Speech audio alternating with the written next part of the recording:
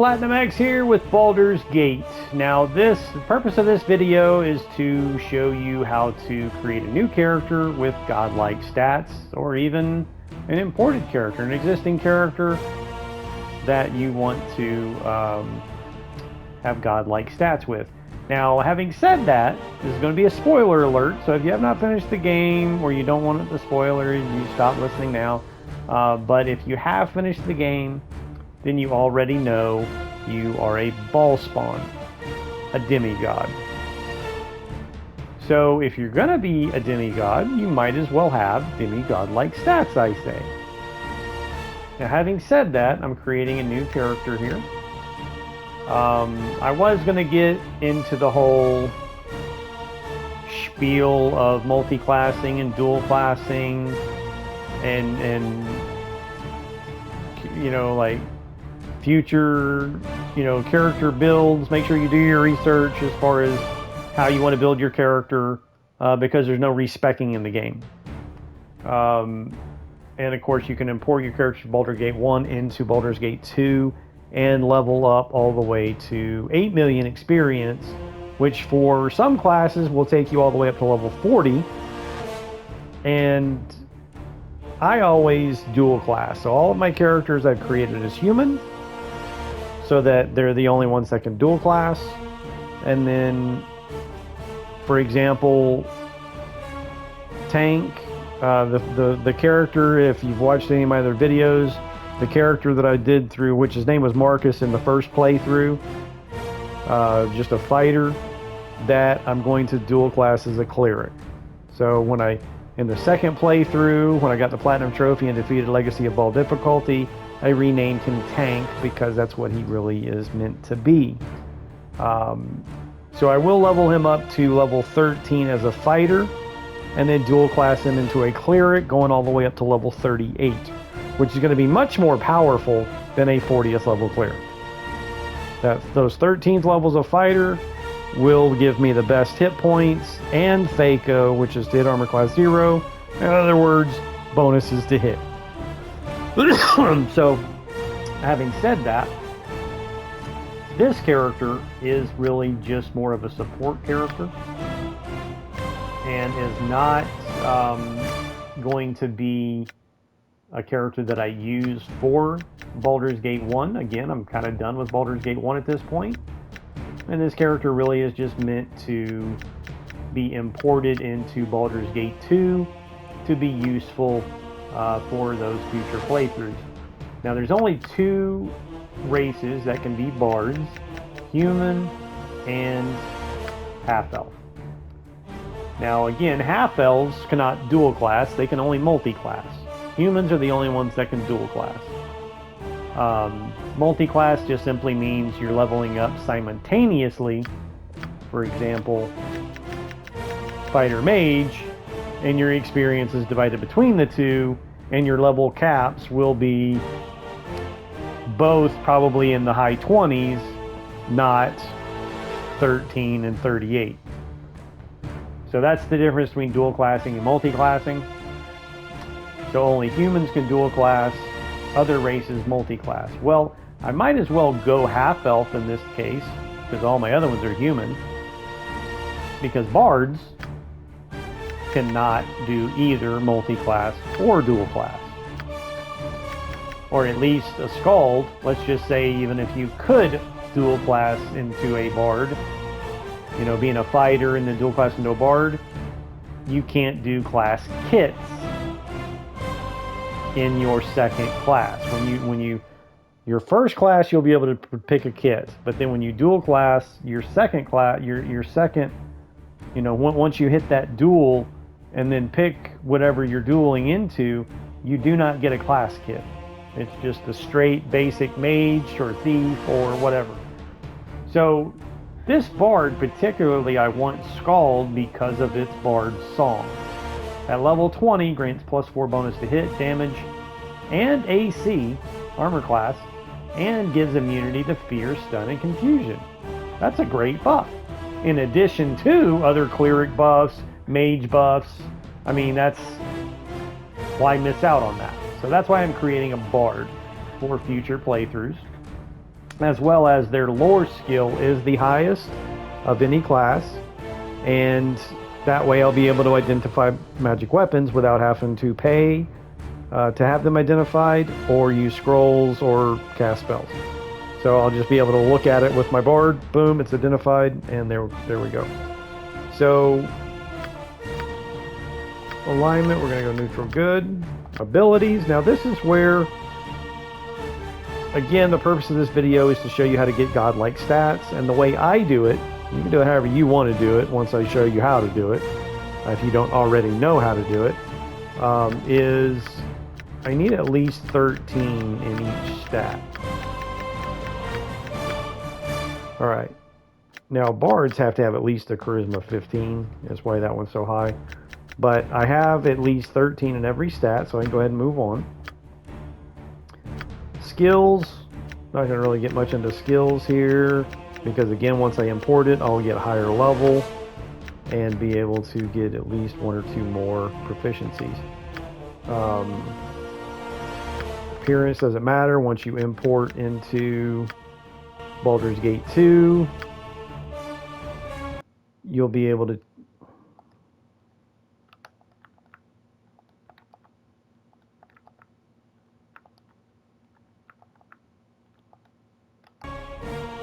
Alright, yeah, once you import, you'll be able to change appearance and name if you choose to, but that's really not important or the purpose of this video. But right now, we're not ready to accept because we're going to create a party. Now, what I'm going to do is import. You see these characters? See, there's all my other characters. Tank. He's a fighter now, but he's going to be my fighter cleric. Ariana is a wizard slayer. She is going to be my fighter thief. At higher levels, thieves can get something called use any item, which I'll be able to wear things that a wizard slayer cannot normally wear. But it's going to be a long time before I get to that level and get to that point, but it's kind of an in-game concept.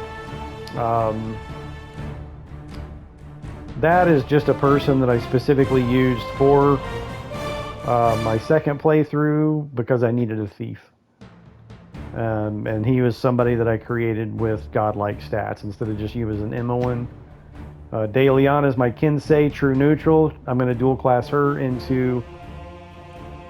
I'll just import her twice, renaming her. At least the second one, renaming him. But one will be a druid, the other one will be a mage. Alright, now we're getting into my stat mules, let's just call them. So none of this matters. Alright, so I have Dex, Constitution. Oh, that's what that stands for. Yep. Dexterity, Constitution.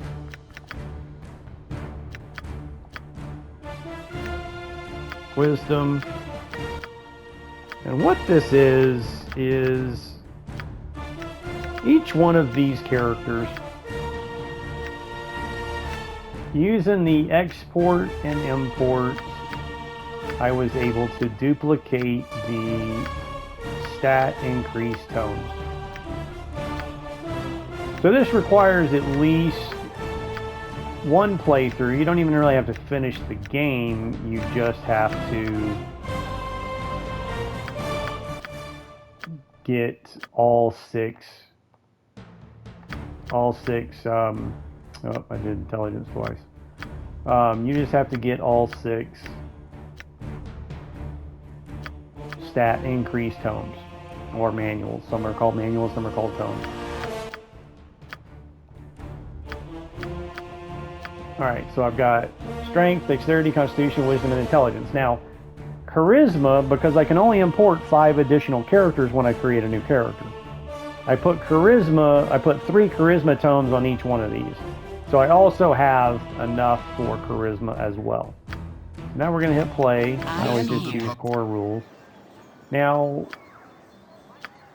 as you can see, I have all of the tones necessary. to make a character with godlike stats. Now the items that these characters have as well are from, imported through the first playthrough. Your concern? And really are only good in the first Baldur's Gate. Oh shit, am I using that on the wrong character? Yes? I am. Crap. Damn it. Well, I don't really need all charisma, so okay, it's all good. That's not a. All right, cool. Because I started with such a high charisma already, losing those 2 tomes is not going to hurt me. I'm not going to have to redo this. Now, this is a little time consuming. It does take some time, which will reflect the length of this video. Of course, I did a lot of talking and explaining other stuff as well, not just...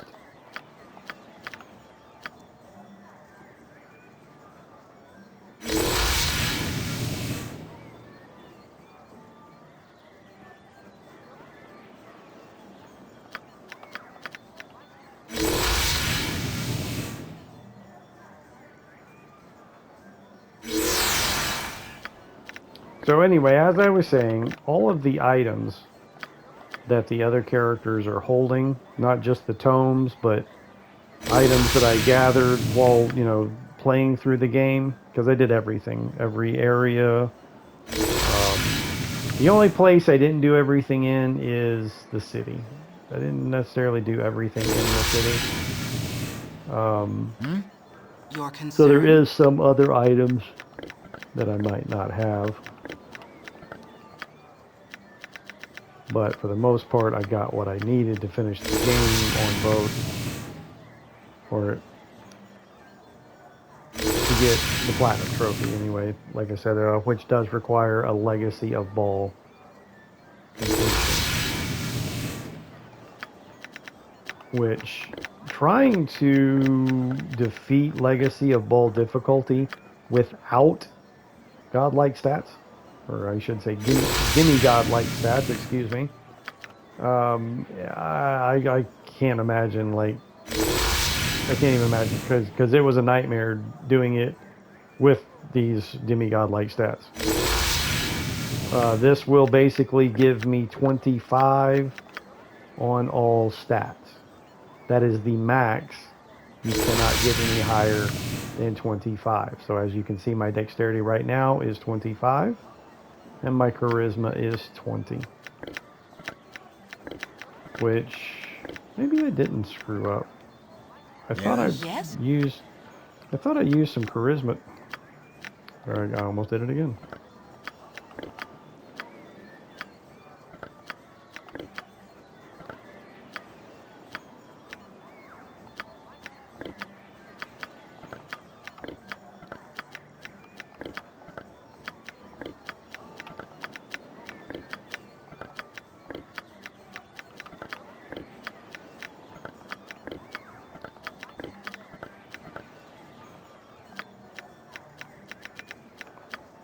I stand ready.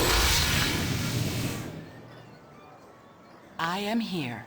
See, those guys, the mules, don't have those stats yet because, well, those are the ones that I exported before having, read the book. That's the thing, is once you acquire all 6 tomes, you have to export that character. You just go right here to export. And with the tomes, so then you can then import that same character 6 times. And then once you have, that'll give you 6 copies of each one, but you really don't even need to do that. Well, no, yeah, you would. But then it would require doing another export and import, because basically what I've done, the way I do it, is I put 12 of each one on each of these characters. That's why I named them from the manuals named them after the manuals they're carrying. So Strength has 12 Strength tomes. Dex has 12 Dex tomes. And 4 of the 5 have 3 of the Charisma tomes as well, because again, you can only import 5 additional characters because one character is the one that you're buffing. So,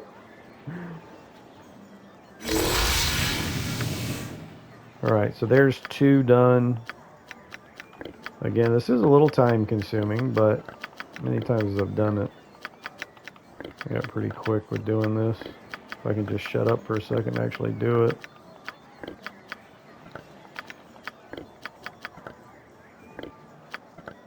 And I'm still not even sure I really finished what I was talking about with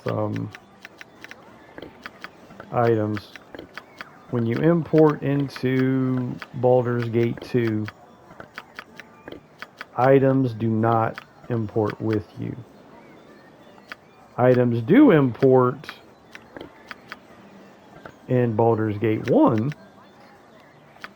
So, for example, a Legacy of Ball difficulty, again, this is exactly what I was doing with the Legacy of Ball difficulty.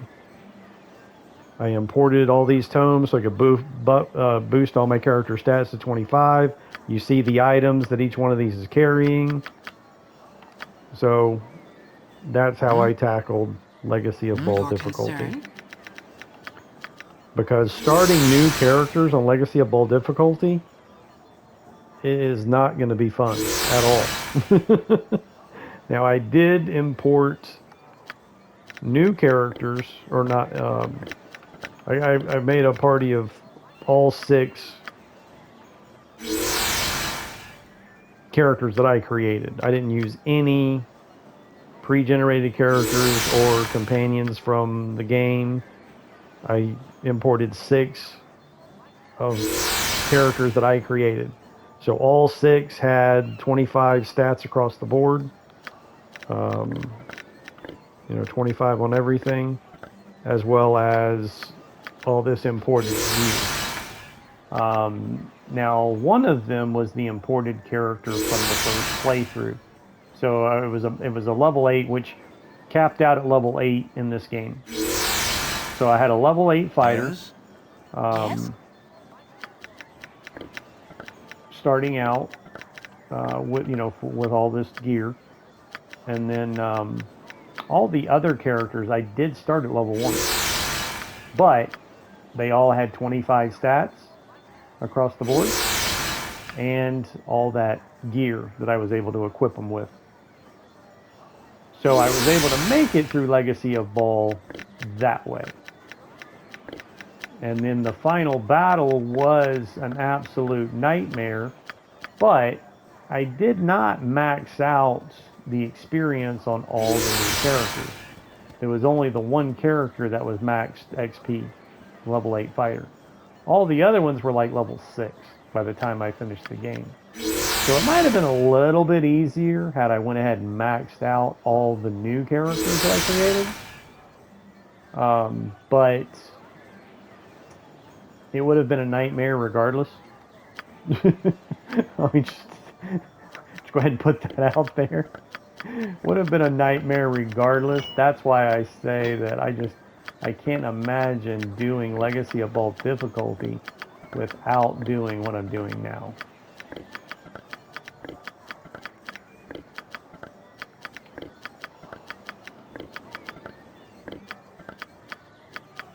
Alright, I'm getting kind of mixed up here. There we go.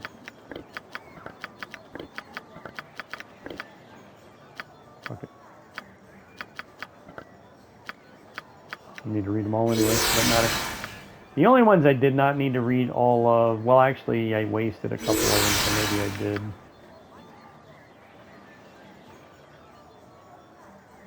Let's see where we're at right now. Okay, so I've got a 25 charisma, 25 intelligence, 25 dex, 25 strength. So I've only got 2 more to go, Constitution and Wisdom. And what book am I on now? Constitution.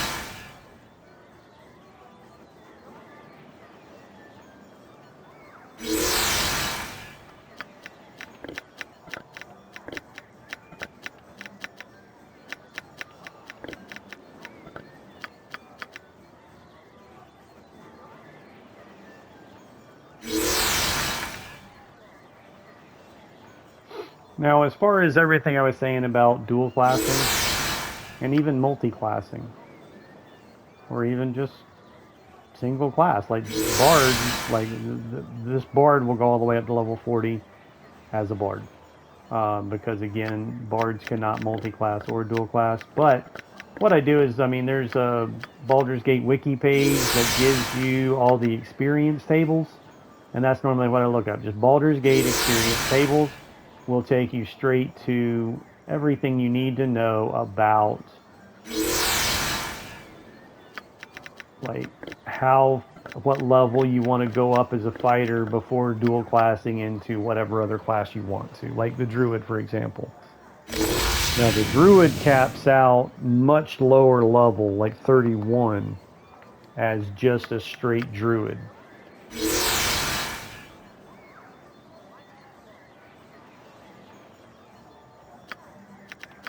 Whoop, whoop.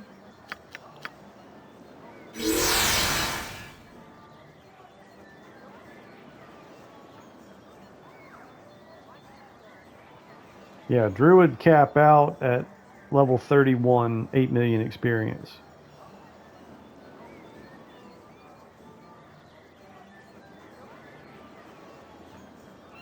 Well, just sacrificing that one level gives you 500,000 experience, which will take you all the way up to a level 10 fighter, level 30 Druid. I'm probably going to do something more like level 13 and level like 20, 28. But you can also look at the experience tables for each individual class to see what you're sacrificing at those higher levels. The two levels of cleric I'm sacrificing, levels 39 and 40, I'm not losing anything. Like absolutely nothing. But then some classes, like the thief, continues to get high level abilities, which you might even want to think of them as feats. From more current games like Baldur's Gate 3 uses feats, but they're high level abilities for each class, and the thief continues to get high level abilities. I think all the way up to 40, but they don't start getting them till like mid 20s, like level 22 or 24, something like that, and they get up to a total like 17.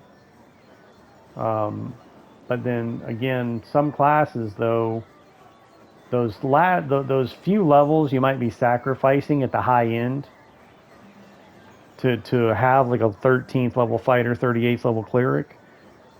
Again, I'm not losing anything. I'm only gaining the benefits of the 13th level fighter, which is tremendous. Multiple attacks, highest Thaco, or bonuses to hit, and then also the most hit points. So again, do your research as far as how you want to build your character or even party. Like I'm doing a whole party. When I start Baldur's Gate 2, I might only do 4 characters at a time to give room to, because some of the companions you find are kind of fun to get to know, play with, do their side mission, do their side quests. They all have like their own little personal quest. So some of that, I mean, that's fun. I mean, it's part of the game. So I do encourage you, play with some of the companions. I mean, there might actually be trophies that you have to use some of the companions for. But when it comes to in-game and like Legacy of Ball difficulty to get the Platinum Trophy, I'm going full 6-party, personalized, demigod-like stats, all imported gear, which again, Baldur's Gate 2, though, you cannot import your gear. Anytime you export and then re-import into a new game, you start with nothing. Only your experience do you start. Like if in Baldur's Gate 2, after like you export and then re-import into a new game, you'll start with the same experience that you exported with, but you will start with 0 equipment. Now going into the expansions like Baldur's Gate 2, Throne of Baal. I always want to say Baal. The Throne of Baal expansion to that game, you might be able to import your equipment into. With my time. I haven't actually got to that point yet. Like I never actually, all the years that I played this game in the past, I never went through that Throne of Baal expansion or taken a character up into the levels, into those higher levels. So this is kind of a new thing for me, for a decades-old game, a game that I love. So this will be fun and kind of something new once I do get to the point of playing Throne of Baal with those high-end characters. So anyway, thanks for watching. Oh, hang on, I always forget to do this.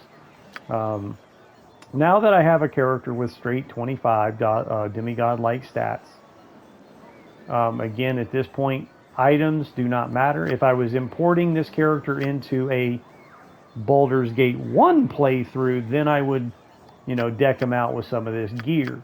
But again, going into Baldur's Gate 2, will not be able to use any of that gear, so it's kind of pointless. So I'm going to go ahead and export this character. And then at that point, I don't need to save or anything. I can go ahead and just quit. Go to main menu. From the main menu, I'm going to go ahead and just show you Shadow of Alm, Throne of Baal. Again, I've played this game and finished it. Never gone through this right here. And this right here is what will take you up to 8 million experience into those higher levels. So going into this game though, single player, and oh, no, not import. I hit import game. So what that's going to do is take me into my save files. So go single player, import, or go new game, and then import character file, and there's all of my characters. Now the tomes you cannot export, you cannot import. Again, you start with 0 equipment. So all those tomes, you cannot do that into Baldur's Gate 2. You have to do that in 1 before starting 2, or it will not be available. So Gloriana is the character that I just created. So here she is, a level 1 character with 25 stats, brawl stats, that I'll be able to import into Baldur's Gate 2, which will instantly give her enough experience for like level 7 or 8. So anyway, having shown you that, good luck and enjoy. Thanks for watching. Make sure you do like and subscribe.